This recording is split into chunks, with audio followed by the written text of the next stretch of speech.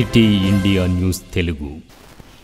మొదటి నుంచి కాంగ్రెస్ పార్టీ ఈ దేశానికి స్వాతంత్రం వచ్చిన రోజు నుంచి కూడా కాంగ్రెస్ పార్టీ అప్పుడున్న ప్రధానమంత్రి నెహ్రూ గారి దగ్గర నుంచి మొన్న సోనియా గాంధీ గారి వరకు కూడా ఏ రోజు ఎవరు కూడా రిజర్వేషన్స్కు అనుకూలంగా మాట్లాడలేదు. ప్రతిసారి రిజర్వేషన్స్కు వ్యతిరేకంగానే మాట్లాడారు.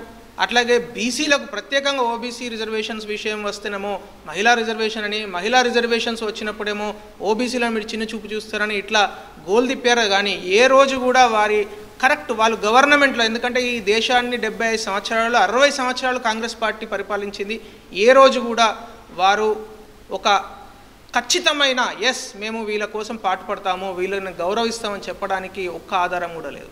నేను మీ ముందు మిత్రులారా పదే వ్యతిరేకించడం జరిగింది. అలాంటిది ఇప్పుడు ఈయన ఏమంటాడు, ఇప్పుడు మన రాష్ట్రానికి వద్దాం. ఇప్పుడు అసలు ప్రధానమైన విషయం ఏంది ఈరోజు చర్చకు వస్తున్నది, బీసీలకు 42% రిజర్వేషన్స్ ఇవ్వడానికి ఈ రాష్ట్ర ప్రభుత్వం ఏం చేసింది మనం మాట్లాడుకోవాలి. ఈ రాష్ట్ర ప్రభుత్వము నిన్న ఆయన ఏం చెప్తాడు, రేవంత్ రెడ్డి గారు 42% రిజర్వేషన్స్ కోసం కేంద్రం మెడలు వంచుతారంట. ఆయన కేంద్రం మెడలు వంచాల్సిన అవసరమే లేదు మిత్రమా. ముఖ్యమంత్రి గారికి నేను చెప్పాల్సిన విషయం ఏంటంటే, మీరు ఎవరిని మెడలు వంచాల్సిన అవసరం లేదు. సింపుల్ 42% రిజర్వేషన్స్ మీరు బీసీలకు ఇవ్వండి, మేము దాన్ని ఒప్పుకుంటాము. మీరు ముస్లింలను మత ప్రాతిపదికన ఇవ్వాల్సిన రిజర్వేషన్స్ దీనిలో మిక్స్ చేసి ఎప్పుడైతే మీరు బిల్లు పెట్టారో ఆ రోజే మీ చిత్తశుద్ధి ఏందో మా అందరికి అర్థమైంది. నేను మీకు 2-3 రుజువులు చూపిస్తాను. ఇది Kamareddy BC declaration. Kamareddy BC డిక్లరేషన్లో వాళ్ళు ఏం చెప్పారు నేను చదువుతాను. కొత్త స్థానిక సంస్థల ప్రస్తుతం ఉన్న బీసీ రిజర్వేషన్లు 23% నుంచి 42%కు పెంచి పంచాయతీలు మున్సిపాలిటీలలో కొత్తగా 23,973 మంది బీసీలకు రాజకీయ ప్రాతినిధ్యం వహిస్తాం. స్థానిక సంస్థల్లో బీసీ రిజర్వేషన్ల ఉపవర్గీకరణ, ఈ మాటనే మర్చిపోయినాం మనం. ముఖ్యమంత్రి గారు మర్చిపోయినారు. మీడియా సోదరులకు కూడా నేను రిక్వెస్ట్ చేసేది ఏంటంటే, మీరు కూడా ఒకసారి ముఖ్యమంత్రి గారికి యాడ్ చేయండి. ఉపవర్గీకరణ విషయం మరి ఎందుకు మాట్లాడతలేడు?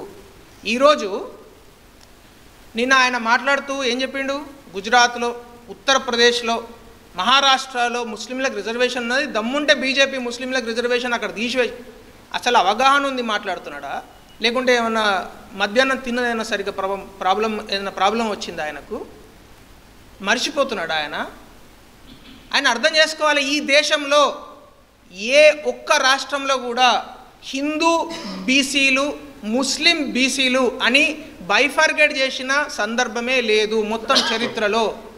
దయచేసి అర్థం చేసుకోండి. ఏ రాష్ట్రంలో కూడా లేదు. ఈ రాష్ట్రంలోనే ప్రత్యేకంగా నేను చెప్తున్నాను మీకు ఈ రాష్ట్రంలో ఒక సర్వే జరిగింది.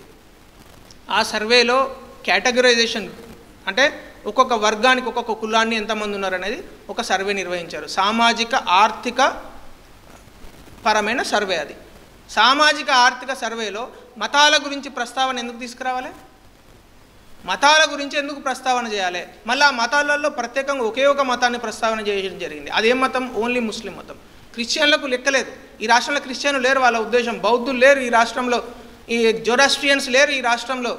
కానీ ఓన్లీ ముస్లిమ్స్ మాత్రం. అంటే ఇది ముస్లిం అప్పీజ్మెంట్ కాదా? ఇది భారతీయ జనతా పార్టీ ప్రశ్నిస్తే మీరు రివర్స్లో కేంద్ర ప్రభుత్వం మీద భారతీయ జనతా పార్టీ మీద నిందలేస్తారు. ఇది ఎంతవరకు న్యాయం?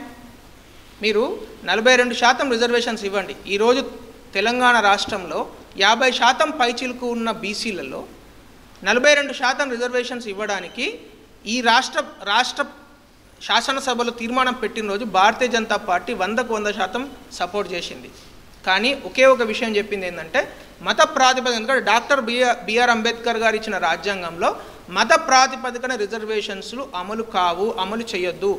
మత ప్రాతిపదికన రిజర్వేషన్స్ లేవు.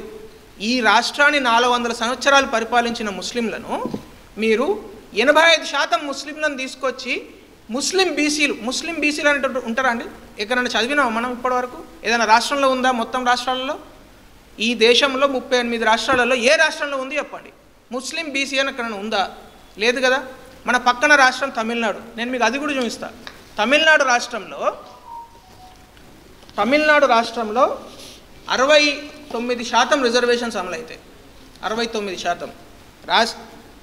ఈ 69% రిజర్వేషన్స్లో ఎస్టీ 1%, ఎస్సీ 18%, ఓబీసీలు 26.5%, 13% ఎంబీసీలు అంటే మోస్ట్ బ్యాక్వర్డ్ క్లాసెస్.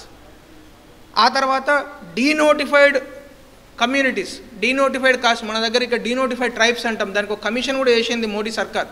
మోడీ ప్రభుత్వము వచ్చిన తర్వాత 2014లో ఈ వడ్డరా ఇట్లాంటి కులాల గురించి డీనోటిఫైడ్ ట్రైబ్స్ అనే పేరు మీద డీనోటిఫైడ్ ట్రైబ్స్ కమిషన్ వేసింది. ఎవరు చేయలే అట్లాంటి ధైర్యం. తమిళనాడు, కర్ణాటక, తెలంగాణ, ఆంధ్రప్రదేశ్ రాష్ట్రాల్లో డీనోటిఫైడ్ ట్రైబ్స్ అధిక సంఖ్యలో ఉంటారు. బుడగ జంగాలు ఇట్లాంటి వాళ్ళు మనందరం చూస్తూ ఉంటాం.